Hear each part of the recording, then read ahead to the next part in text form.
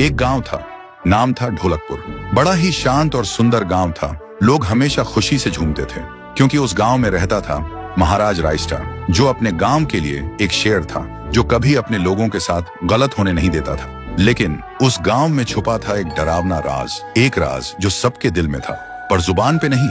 गांव के बीच एक सूखा हुआ पेड़ था जिसे लोग कहते थे श्रापित पेड़। ना कोई उसके पास जाता, ना कोई उससे आंख मिलाता। हर पूर्णिमा के अगले दिन उस पेड़ के नीचे एक लाश मिलती थी।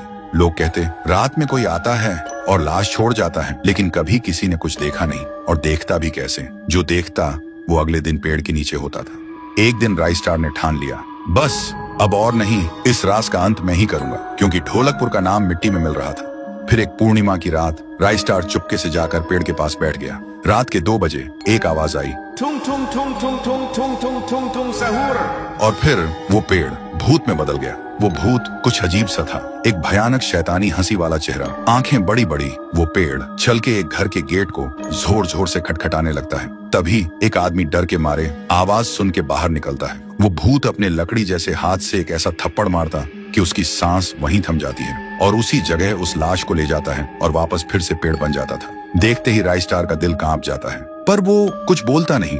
सुबह लोग भीड़ में जमा हुए और रायस्टार ने पहली बार उस पेड़ से बात करने की कोशिश की। पेड़ के अंदर से एक आवाज निकली, क्या तुम सब भूल गए मुझे? रायस्टार बोलता है, तू कौन है? पेड़ बोलता है, मैं हूँ ठुन ठुन ठुन साहुर। एक वक्त था जब मैं भी इस गांव का एक प्यारा सा बच्चा था, लेकिन 100 साल पहले मुझे इसी पेड़ से रस्सी बांधकर उल्टा लटका दिया गया, गांव वालों की आंखों के सामने, और मेरी मौत को तमाशा बना दिया गया, सिर्फ इसलिए क्योंकि मैंने एक राज देख लिया था जो लोग छुपाना चाहते थे। और उसी पल से मेरी रूह इस पेड़ से जुड़ गई। उस दिन से मैं इंसान नहीं, एक सज्जा बन गया, और हर पूर्णिमा में एक राजदार को चुनता हूँ और फिर उसे उसकी खामोशी का हिसाब देता हूँ। रायस्टार बोलता है, लेकिन अब तो वो लोग मर चुके हैं ना जो तेरा कसूरवार थे। अब तू मासूम लोगों को क्यों मार रहा है? पेड़ कुछ देर चुप रहता है, फिर बोलता है, ठीक है, बस एक बार मुझे याद करो, एक दिया जला दो, फिर मैं कभी किसी को नहीं मारूंगा। फिर रात में सब लोग आते हैं, एक एक दिया जलाते हैं, और तभी पेड़ अपने आप से आग पकड़ लेता है और आखिर में मुक्ति मिलती ठुन ठुन ठुन साहुर को। उस दिन के बाद गांव में कभी कोई लाश नहीं मिली। हर पूर्णिमा में लोग एक दिया जलाकर उसकी यादों को जिंदा रखते हैं, क्योंकि अगर भूल गए तो सपने में एक आवाज सुनाई देती थी, ठुंग ठुंग ठुंग ठुंग ठुंग ठुंग ठुंग ठुंग ठुंग सहूर।